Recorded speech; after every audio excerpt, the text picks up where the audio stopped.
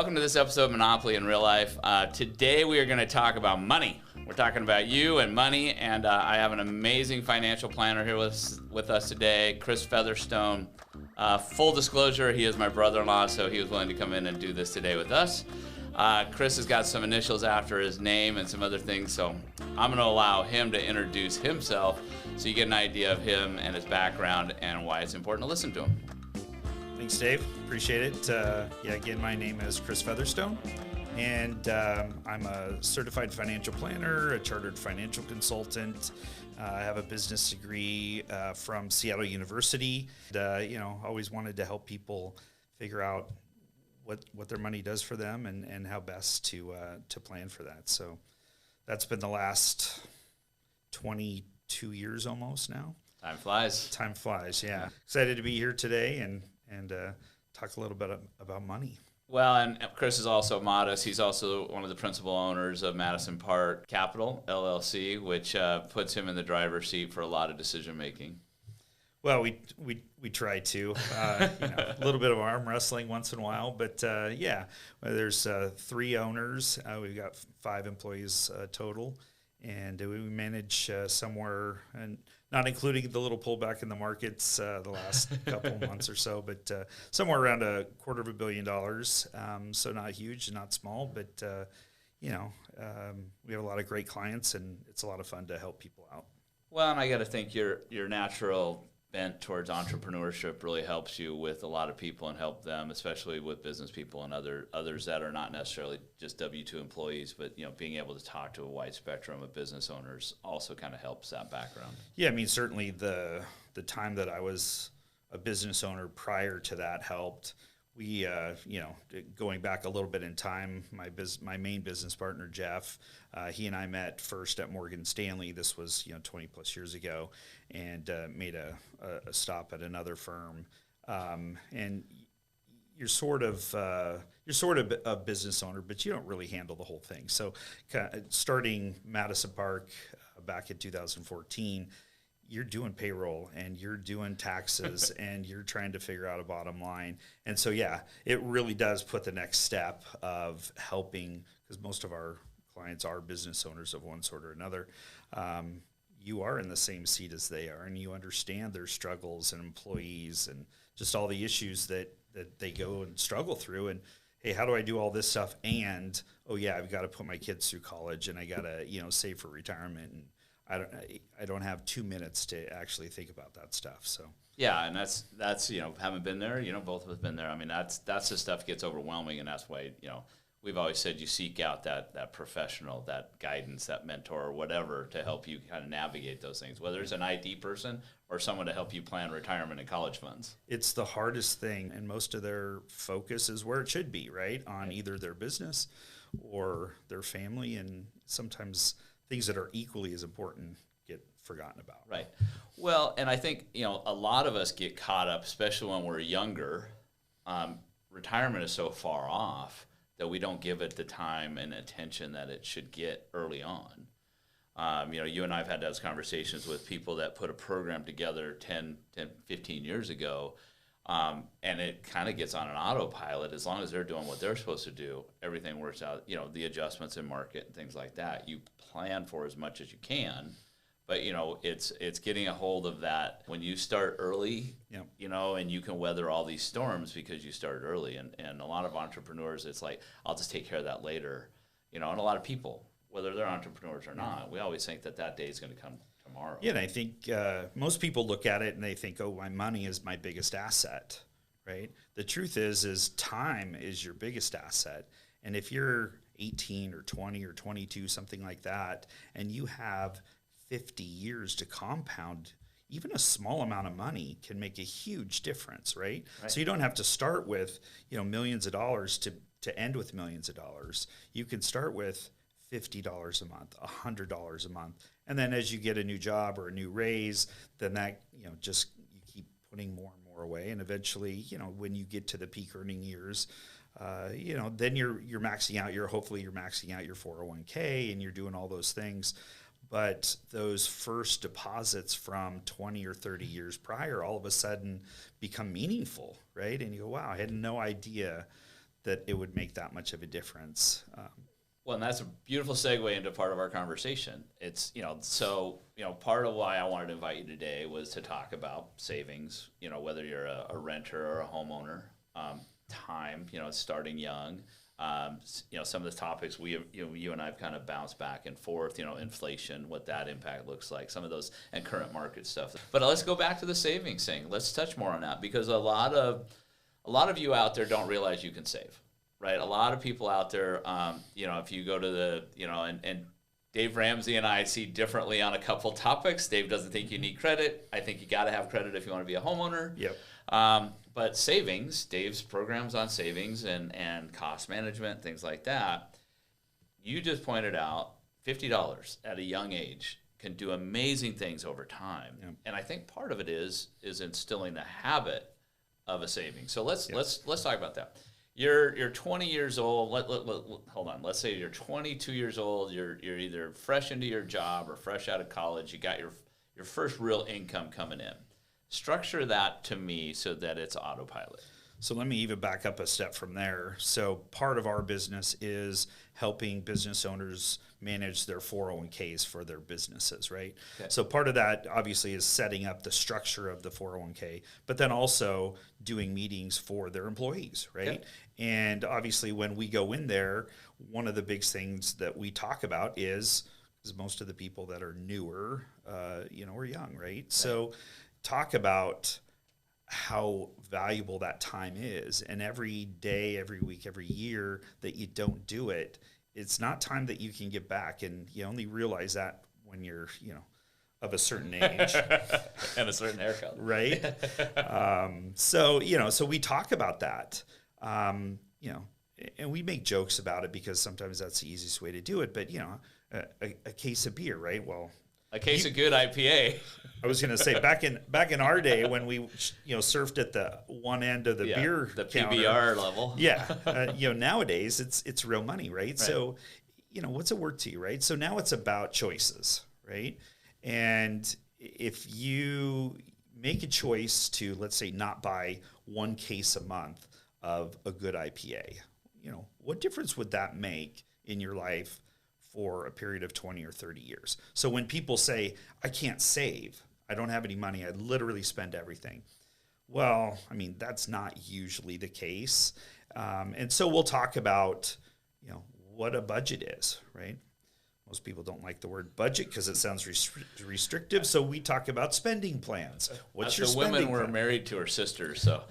They don't have budgets. Foreign word. Yeah, exactly. But the question is how much do you spend on a monthly basis, right? Even in some cases, write it down exactly where every single penny went. It's a lot of work, but it's worthwhile. Once you figure that out, now you can go in there, categorize things, and you can go back and say, okay, well, I didn't realize that we pick on Starbucks all the time too. Right. So didn't realize I spent $300 a month at Starbucks, which is pretty easy to do over the course of a month, right? Yeah, that's not hard to do at all. So you think about that and you think about, well, what marginal enjoyment did I get out of the Starbucks, right? Versus if I would have made that same or similar coffee at home, right? Maybe I saved myself on the margin $200, let's say. Could I redirect that $200 into savings, right? Into a 401k?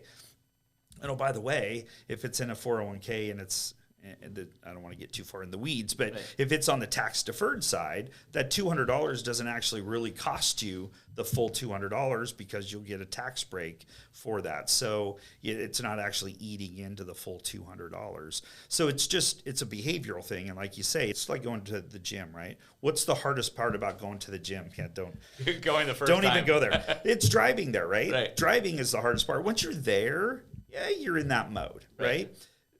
Doing the 401k, starting it, doing the actual paperwork and deciding how much can I do. And that's why we even say, just start with $25. It's okay. Right. You can always bump it up, right? And once you get used to it and you go, $25, it's not that much. And the truth is I could put in $50 and not even notice it. And you just get used to that budget. It's kind of like your first house payment. I remember mine, I couldn't even figure out how I was going to make that payment. And nevertheless, I had to make it for 30 years, right? And then, of course, over time, inflation starts to grow your earnings. And meanwhile, assuming you have a fixed rate mortgage, right? I mean, that becomes a smaller and smaller portion. Yep. And 10 years into your mortgage, you're like, oh, this is a breeze, right? It's a no-brainer. Can you imagine what they're paying for rent right now? Look what we're paying for our mortgage. Right. Yeah. Then you become your father, right? Yeah. You're like, oh, you're the old curmudgeon guy. Yeah. So yeah, I think the process of starting it and really, in some respects, putting that savings part on autopilot is key, and then allowing yourself to maybe not be so hard on yourself about, oh, it's only $25. You know what?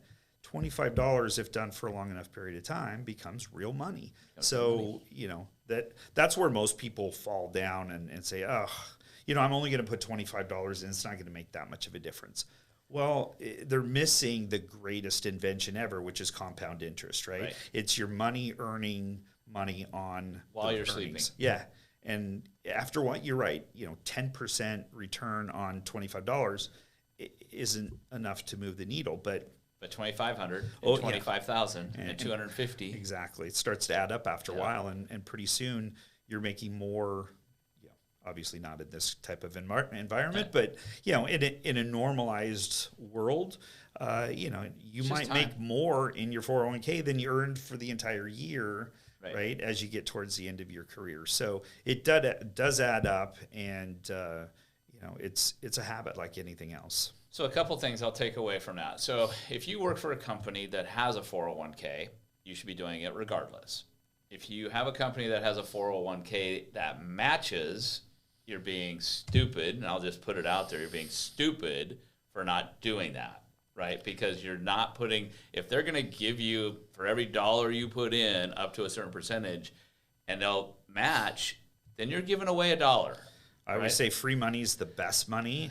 It's the greenest. It spends the best. Yeah, it's the nicest. It's so great. It feels good. Exactly. And, you talk about returns. So, there's a couple of ways typically businesses will do that. They'll either do 100% up to, say, let's 3% or so, or they might do 50% up to 6%, right? So if in the first case, if you do 3%, they do 3%. Well, already you're at 100% return, right? Yeah. So you put in, $50 a month, $600, now all of a sudden you've got $1,200, not including any sort of growth, right? All of a sudden you've doubled your money. That's a huge leverage. And again, leverage, right? If you don't do it, you get zero.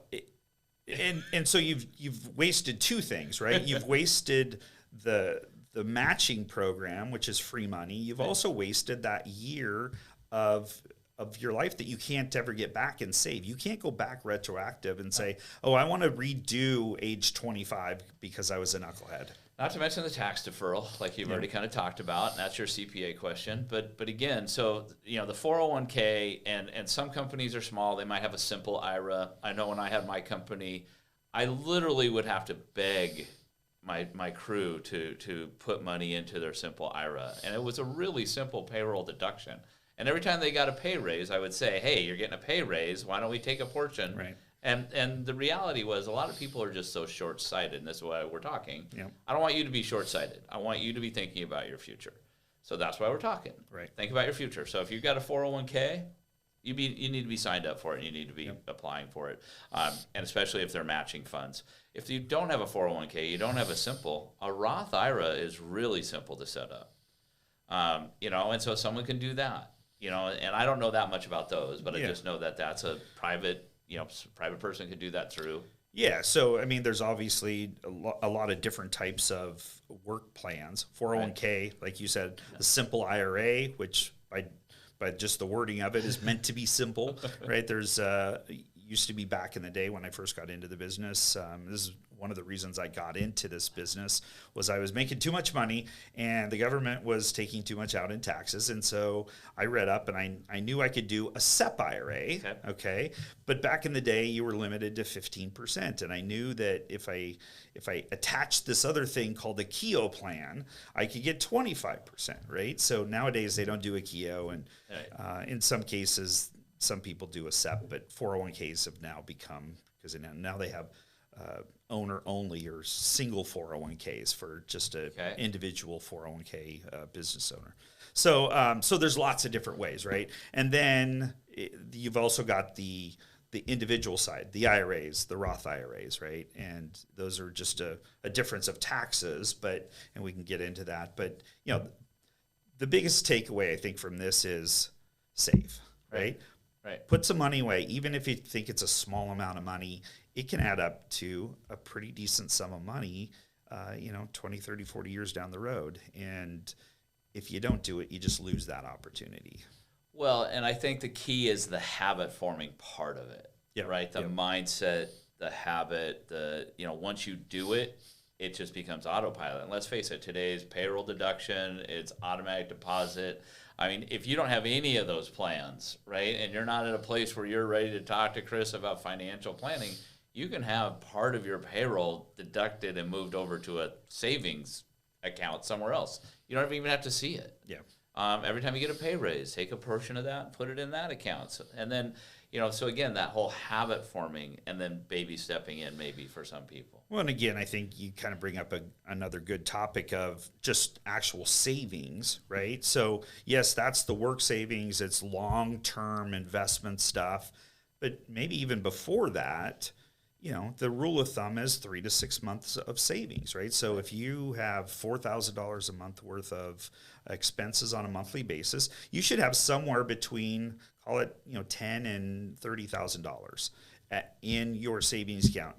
In these environments, doing absolutely nothing, but in case something goes wrong, either a refrigerator breaks or you lose your job for a period of time, you have that to fall back on. Yeah, let's just talk about it. I mean, prior to 2020 or 2019, who'd have thought that the government would tell you couldn't go to work? Right, yeah. Right? How many people got caught without having 30 days in a bank account? So again, to that point, having a few months to be able to fall, and it's really weird because I deal with people's finances all the time, and I've got high earners who make just tons of money with no savings, right? And I've got regular people who just work hard and they've got a ton of savings, and it's just really the dichotomy difference of how people think about money, and so that's always kind of interesting when I get to look behind the curtain on finances, that confidence level that comes when you have 4 months, and when you get to first month in the bank. It's such a different feeling when it's like, wow, I could be off work for the next month and be okay. Well, something like 60% of the people don't have $400 saved, right? Yeah. I mean, that's real. A pretty incredible thing. I mean, in these days, what doesn't cost $400, right? A tank of gas. You can't go for 2 weeks. What kind of car are you driving? I'm just saying, like, you're 2 to 3 weeks and you're out. Yeah, no question, right? Yeah. And that's not even saying that something breaks or, I mean, $400 is not much. And to think that so many people don't have that. And is it necessary? I mean, obviously I don't know everybody's situation, but what we're talking about is with a small amount of money, you can save that $400 relatively quickly. You can get your 3 to 6 months in savings, and then you can start working on it with just some small behavioral modifications, and make it a lasting difference and give you that peace of mind. It's somewhere around 40% of the people use financial planners, right? Which seems like a really small number. And something like 60 or 70% of people don't do any planning prior to retirement, right? They're making the biggest change in their life and they don't do any sort of planning ahead of time. So you just look at it and you go, well, something's not right there, right? I mean, we don't teach it in school. Exactly. And we're so busy doing the day-to-day stuff that we don't really pay attention to it. And then we don't bring in the experts when we think we should. And some of that is because we were talking to a client yesterday and he said, he's been a client for 20 years, right? Well, I mean, I'm not even sure if I'm a big enough client for you, right? I mean, we're talking millions of dollars, right? You're fine, right? And even if you're not fine, we're willing to work with you to help you meet your goals. If you're committed to it, then we'll be committed to it. Right. So it's not a matter of, because a lot of people think that, oh, if I don't have $1 million, Chris isn't going to work with me. Right. No, that's not true. Right. But if you want to get something started, I'm happy to help you. Right. Well, because you're a natural coach. I mean, you coach baseball, you coach kids sports. I mean, that comes out naturally, right? And I think you and I have talked about just the whole idea of passing knowledge on, and helping people. If they're willing to take the lessons and move forward in life, we're always here to help them. Absolutely. Yeah. So no, it is different. And so we've talked about that kind of that autopilot long-term savings. That's that retirement money. We've talked about that, rainy day / emergency fund and what you've got to be worried about there. And a lot of younger people, and I shouldn't say younger people, it's not an age thing. I mean, it's across all ages that, they're just not at that place where they're thinking about some of these things. And you can be 50 years old and still not thinking about retirement, or you could be 20 like I was, and all I did was think about retirement. Yeah, and I think there's a lot of people that do come to us when they get close enough. They go, oh, well, there's the runway, and somehow I've got to retire. So they, should probably talk to somebody. Hey, Chris, I'm going to retire in 10 years. What should I do? Well, how much do you have saved now? Well, nothing. Well, I mean, let's talk about it first. But second, you've missed 20 or 30 years worth of good savings time. And the real hard part about that is compound interest doesn't really show up for, really the last 10 years of the process, right? So, it's something called the rule of 72. So the rule of 72 is you take any number into 72, and that's how often money doubles. So if you're making 7%, money will double every 10 years. Okay. So you think about that. If it's doubling every 10 years and you have 40 years to retirement, it'll double once, twice, 3 times, right? Right. So it doesn't. You're at this window. But if you're betting on just the one double, right? 1,000 turns into 2, turns into 4, turns into 8, right? So now it's 8. It's 8 times the number that it started with because of the doubles. Right. Instead of, hey, I'm 55, I'd like to retire by the time I'm 65. Oh, great. And oh, by the way, you're not going to put all the money in today, right? So now it's going to be a stream of cash. So the first dollar might get a double, but the last dollar's not going to, because it doesn't have enough time, right? So it's interesting that it's a concept that most people just don't wrap their heads around. Well, and it's interesting too. So the long-term savings, the retirement planning, all that stuff is key. Better younger than waiting, obviously. And a lot of this conversation comes back to, how do you want to retire, right? Like, do you want to be, basically homeless or living with your kids because you didn't plan properly? And a lot of parents will give everything to their kids, but that doesn't get reciprocated necessarily later in life. Right. So always protecting your own nest egg is always key to me. One of the things that's happening right now, because of our industry, because of real estate, and because of rates and everything else, realtors are struggling. Financial people are struggling. On those that are on the bond market side of the equation, right? Well, and I understand the stock market's had a couple of hits the last couple of days. Right. So, but again, I think coming back, long-term savings, rainy day funds, all those things are crucial. So we've talked a lot about savings and retirement. What do you see going on right now as far as news cycle and we're switching topics to what's your take on where we're at? I mean, financially speaking, the bond market's been a train wreck since January, and that's where we get mortgage money. Stock market's been okay, but the last couple of days, I understand that they've had some issues. Yeah, I mean, really this whole year, as the Federal Reserve has said that they were going to raise interest rates off of 0, which I write a weekly blog, which I know you get, and but the problem is they left rates at 0 for too long and encouraged bad behavior, right? Well, and for clarification, we're talking about the money that banks borrow. Yeah, it's an overnight lending rate, right, to banks. Yep. But it does have, so the Federal Reserve has control over overnight rates to banks. It doesn't actually control any of the other rates. So a mortgage is more based on a 10-year treasury. They don't have direct control over that.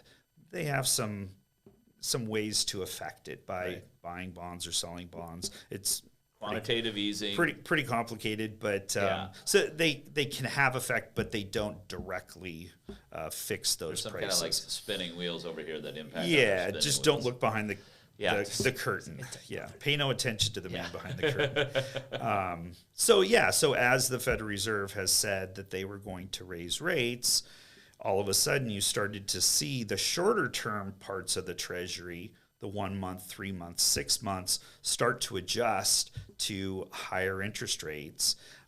And at the same time, you started to see the longer term rates start to adjust.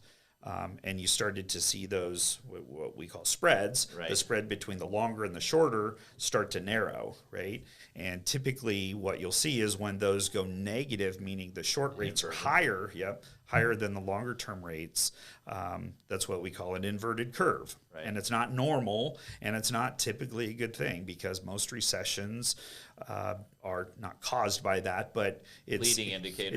It's an indicative, indicator to a recession, down the road. Right. And typically the lead time on that is, usually 6 to 9 months. Now it seemed like the bond market, it was such a well-timed and put out there so well that the bond market pretty much factored it in almost immediately, right? Long before the Federal Reserve actually raised rates. So right. So now the question is, they're raising rates on the short end, but if you look at the 10-year Treasury, it's kind of bumping up around 3% right now. Doesn't really seem to be going much higher than that. So the question is that all we're going to get? Right? Now, I mean, my crystal ball has been in the shop for 30 years, so it doesn't really work. They can't get it dialed in. But I'm going to go out on a limb and say I don't think that rates go much higher from the standpoint of 10-year Treasury rates. We just don't have the kind of economy that I think would argue for 4-5% Treasuries, which I guess for your business would make things relatively, I think, stable to maybe slightly better going forward, in that people can now, even though rates are higher, people can at least predict where interest rates are at. Hey, we're at 5.5% or we're at 6%, whatever it is today. As opposed to, well, geez, last week it was 3 3/4, and now you're saying it's 4 1/4. How am I supposed to keep up with that? At least with some sort of stability. And, who knows? We might tick up to 3.5. I don't know. But in general, I think most of the hard work on the long side of it has already been done. And now the Federal Reserve has to kind of catch up. The question going forward, this is the billion-dollar, trillion-dollar question is, are they going to raise too far and tighten things too much in order to cause a recession? The biggest problem right now is, one is traders and people with leverage they're bad actors now. They've leveraged too much, right? Because leverage was free. Yep. And now, now there's a cost to that. So, it's just the idea that, the whole, what's happening behind the curtain and the impacts to all of us. It's we're somewhat in uncharted territory. Yeah. Long-term, mortgage rates, to your point, if we just got to a point where we weren't going nuts and we could just have stability, at one time in our lifetime, mortgage rates were in the 20s, right? And people were still buying houses, and they were doing cash out refis and everything else. It's the cost of money, it's the cost of doing business, everything else. We're getting close to ending. There's a saying out there, and I don't want to butcher it, so I'm gonna ask you. When rates go up, it's good for savers. Yep. Right? But it's bad for... Well, I always say it's, when rates are low, I'd rather be a borrower, not a lender, right? Okay. Now, as rates are normalizing, I think there is an opportunity for people to transition more from stock investments, because that used to be the only place, right? Right. To maybe more of a balanced portfolio, even from the standpoint of savings, which everybody knows savings were getting you 0. Right. Now, maybe you can get 1% or 2% here in the near future, right? At least that part of your money is actually doing something for you. Yeah, where right now it's not. So again, Exactly. kind of back to that, I've had some older clients that I've worked with who had just revolving CDs. Yep. And those CDs were making them bank, and they were very secure and very safe, Yep. and they just roll them out every year or whatever, and go hunt for another bank that had a better CD rate. Now you're still losing money to inflation, right? Right. So if and again, this is a snapshot, but if inflation is 8% right now, which I think it just came out at 8.3 this morning. Yeah. So, at 8%, if you're getting 0.5% or 1% or even 2%, you're still losing to inflation. Right. And, one of the problems we saw this morning was wages have gone up, right? But they're not keeping up with inflation, right? So negative, we call real wages have actually gone backward, right? So it's getting harder and harder for people because, yes, nominal wages, not adjusted for inflation, are going up. But when you factor in inflation, We're going backwards. it feels like you're taking a step forward because your salary's gone up. Right. But in But relation gas doubled in 6 months. Exactly. Right. So- Bread, Easter, I think I saw Easter lunch or brunch, whatever, went up 18% from Yeah. last year. Yeah. Right. That was one statistic. So again, your payroll goes up 2 points or whatever, but you're going backwards on everything else. Right. And that's a hard thing to track. Well, hey, we're running out of time. I want to thank you for coming Yeah, thanks, out today. Dave. This was fun. We can do it again because there's a lot more conversation to have. And so hopefully you out there got something out of, the 401k, the savings. There's ways to approach this. If you need a financial planner, I have a great one. So just hit me up or hit Chris up, and he'll be able to have a further conversation with you. Thanks, Dave. It was a good time. You too. Thank you.